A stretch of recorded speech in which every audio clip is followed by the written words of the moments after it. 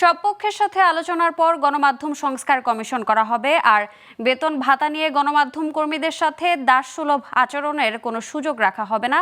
এসব কথা বলেছেন তথ্য ও সম্প্রচার উপদেষ্টা নাহিদ ইসলাম। গণমাধ্যমের সংস্কার কেন এবং কিভাবে শিরোনামে জাতীয় প্রেস ক্লাবে আইন ও বিচারের সেমিনারে এসব পরিকল্পনার কথা জানান তিনি।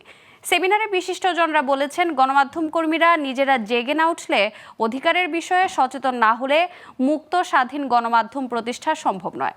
বিস্তারিত মোহাম্মদ নুরুন নবীর প্রতিবেদনে। জুলাই আগস্ট গণ অভ্যুত্থানে সঠিক ভূমিকা অবতীর্ণ হয়নি গণমাধ্যম। শুধু তাই নয়, গেল 2 দশকে গণমাধ্যমের উদ্দেশ্য ও লক্ষ্য চ্যুত হয়েছে।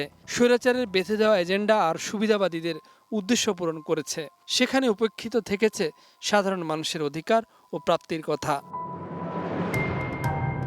সোমবার জাতীয় প্রেস ক্লাবের সেমিনারে বক্তারা এসব সমালোচনা করে বলেন, এই অবস্থার জন্য গণমাধ্যমের কর্মীরাও কম দায়ী নয়। প্রচার মাধ্যম চালু করে কালো টাকার মালিকদের ফায়দা লোটার পথ বন্ধ করতে হবে, নিয়ম শৃঙ্খলা এনে থামাতে হবে বিজ্ঞাপনী সংস্থার একচেটিয়া আধিপত্য। শিকারী সাংবাদিকতার দায় আমাদের উপর আসে যে যখন 1/11 করা হলো, আমরা যে বলি আজকে ফেক নিউজ, আমাদের ইতিহাসের সবচেয়ে ভয়ঙ্করতম ফেক নিউজ ছিল জাতিসংঘের একটি সংস্থার একটা বানোয়াট চিঠি, যার ভিত্তিতে 1/11 করা হলো।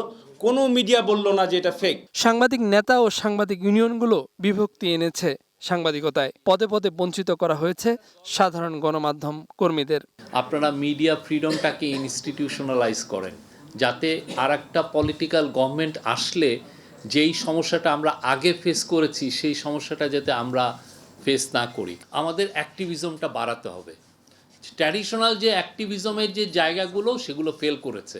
আমাদের লিডাররা আমাদেরকে সামনে রেখে তারা সোল্ড আউট হয়ে গেছেন। বক্তারা বলেন, কাউকে গণমাধ্যম তৈরিতে বাধা দেওয়া সম্ভব হবে না, কিন্তু এর প্রতিটি ধাপে নিয়ম শৃঙ্খলা ফিরিয়ে আনার বিকল্প আপাতত নেই। সাংবাদিকতা আসলে যদি পেশা হয়, তাহলে সেখানে এই পেশাদারিত্ব রক্ষা করতে হলে অবশ্যই তাকে সেই মর্যাদাটা আসলে দিতে হবে।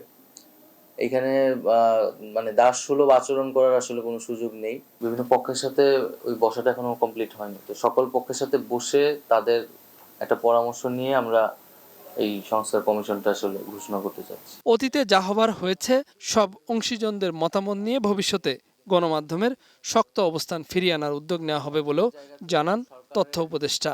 আমরা তো সেই নীতিগত সংস্কারের কথা বলতেছি, কিন্তু একই সাথে সাংবাদিকদের ভিতর থেকেও সেই রেজিস্ট্যান্সটা আসলে প্রয়োজন। মোহাম্মদ নুরুন নবী, গ্লোবাল টেলিভিশন, ঢাকা।